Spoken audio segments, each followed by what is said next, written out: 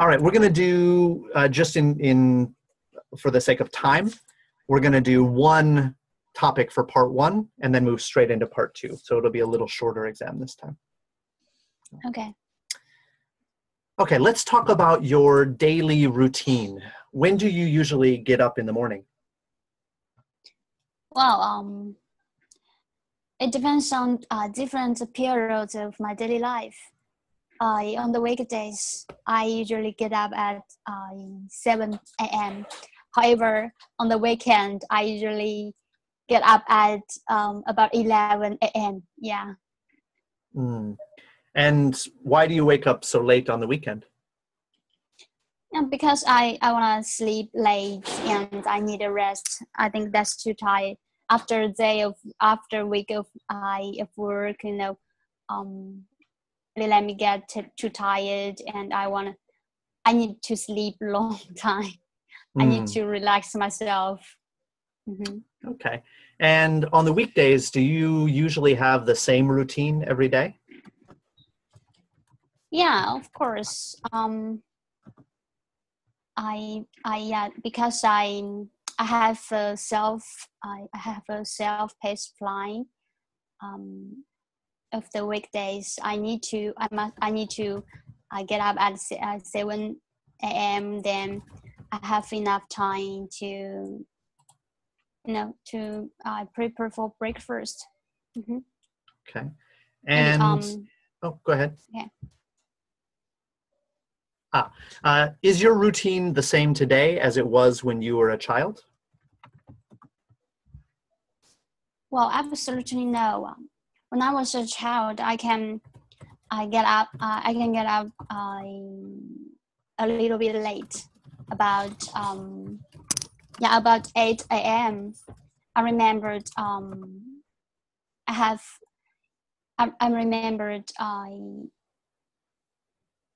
I can just because the school is nearby my house, I just need about 15 minutes to get there, so I don't worry about that. Mm-hmm. Okay. And do you think it's important to have a daily routine? Oh yeah, sure. Everybody needs a daily routine. They need to know what they need to do in this day, and I think it's also helpful for their work or study. They can know the plan of the plan of their life clearly, and sometimes it can help them to save time and energy. Okay. All right, let me move on to part two then. I'm going to give you 1 minute to prepare and then 2 minutes to speak. Okay, I'll send you through QQ.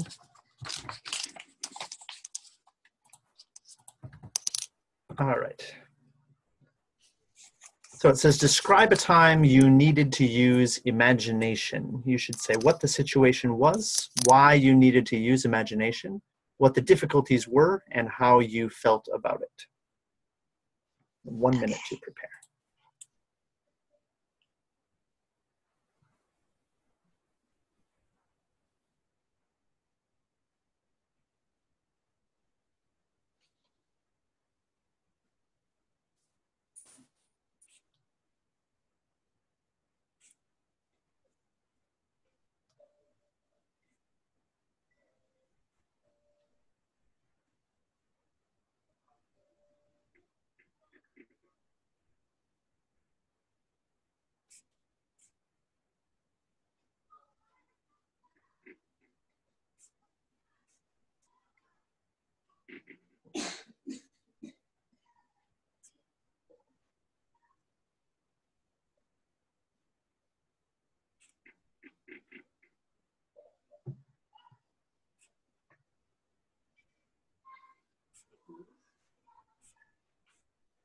Okay, you can go ahead and start speaking.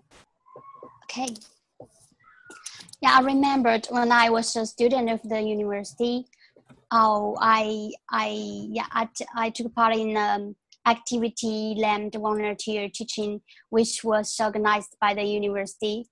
The aim of it is to help some children who lived in poor mountain area and poor countryside. I know I received some news from those children, so I really want to help them. So I decided to go, and I asked my roommates to come with me. Well, there were about 50 volunteers here together, and we spent an enjoyable time here. Well, when we stay with those adorable children, we felt relaxed and warmed. You know what? Yeah, it's an enjoyable experience, but I also met with some problems. Those children just don't follow me in my class. I don't know how to. Yeah, I didn't know how to draw their attention to me. They just not care about me. They just pay attention to themselves, do what they want to do.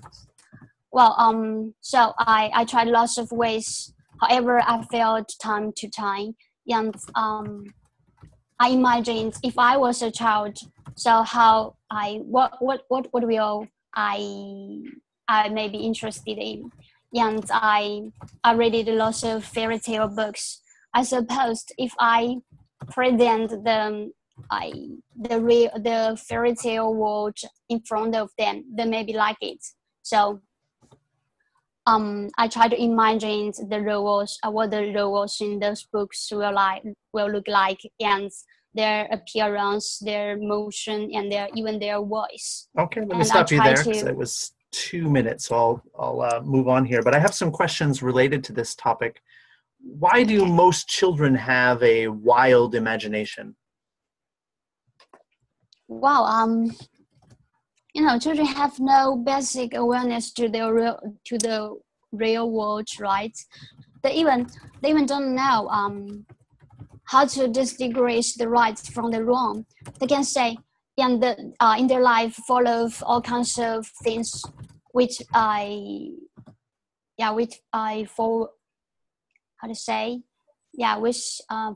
imagination, like the fairy tale books and Superman and comics. But those things are not true, and they can always tell you, wow, they can fly, because and when you tell them no, you can't, they will ask why the Superman can, why the butterfly can. So they're innocent. Mm-hmm. Yeah. And what kinds of books can boost people's imagination?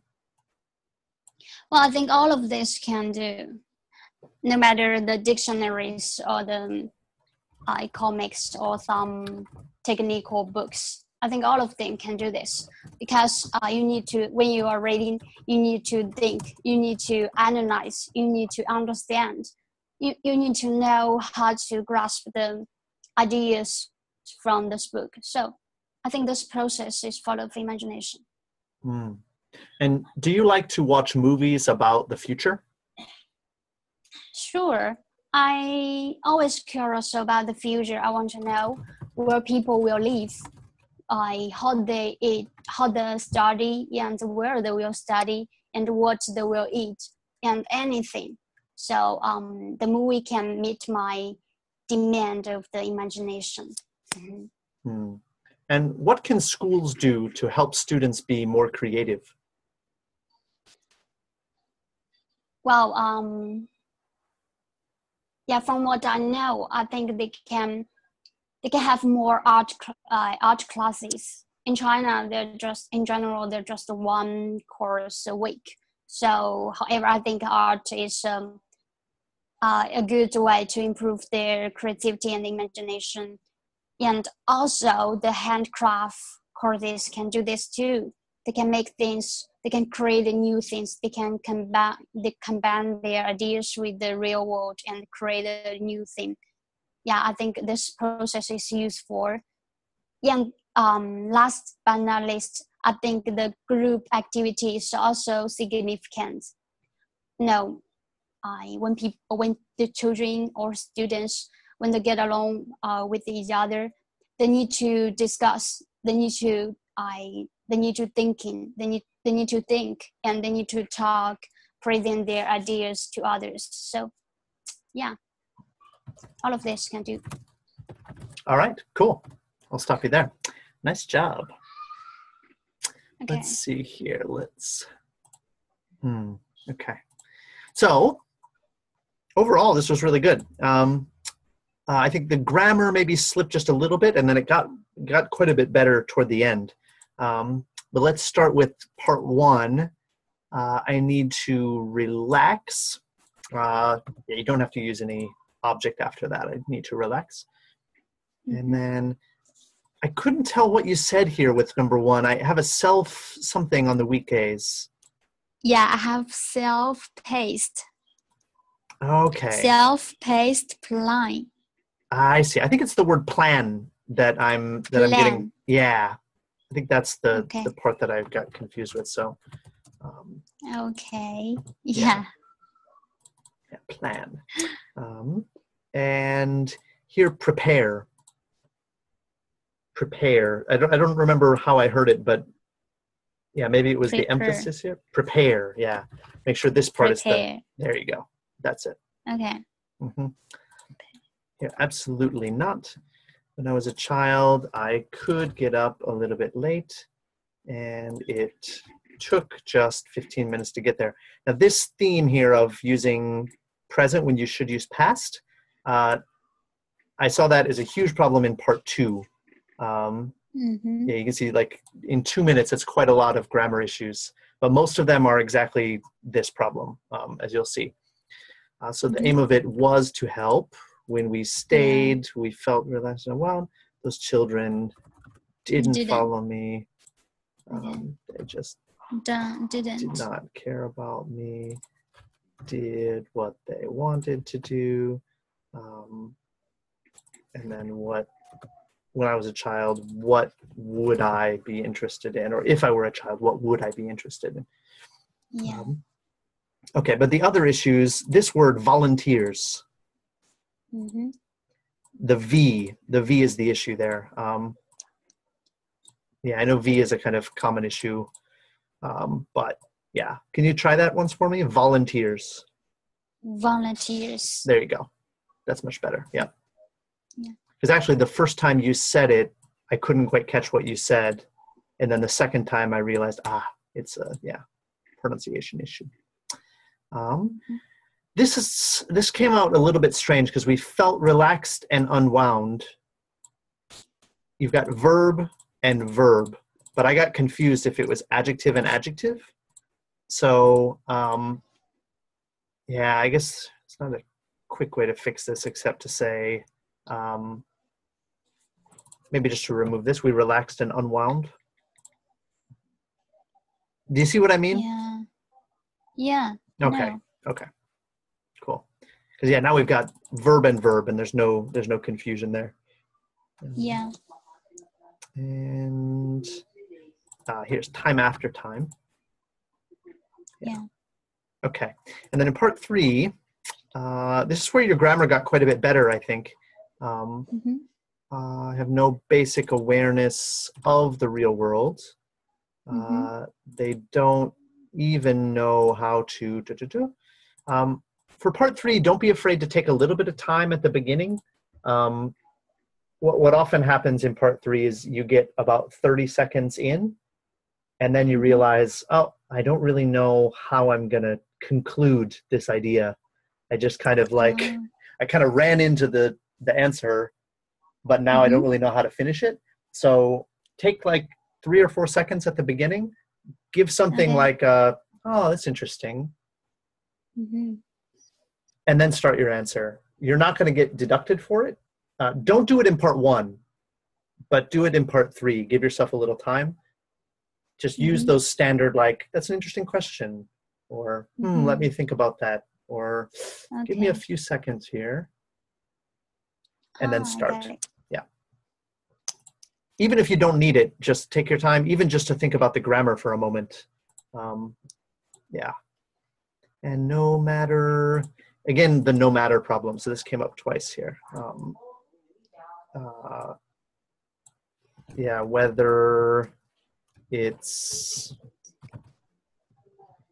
whether it's dictionaries or comics or technical books. Yeah. But remember, no matter is just with the singular noun. No matter the place, no matter the time. Yeah. Yeah, okay. And I am always curious about the future. And yeah, your final response was really good. Yeah, it really good fluency on that one as well. Like your fluency was approaching a 7 at that point. But through most of it, it was at about a 6. But okay, cool. Well, let me pause the sharing for a minute, and I will try to give you a score. I think your score is going to be quite similar here, but let me think about it for a moment. I don't see any other score except this right here. Like I said, I think your fluency was a little better this time. Even just my comments about part 1, you know, you didn't have any answers that were too short, which is good. Lexical, you've got actually some really nice. The more we practice in this initial practice, I'm just looking for mistakes, but in our future practices, I'll also highlight some good vocabulary that I like that you're using. And then grammar is the thing that you could really pick up on, and pronunciation. You want to make sure that you're going to get a 6 for pronunciation. And I think you can move this up to a 6 just to guarantee your overall of a 6.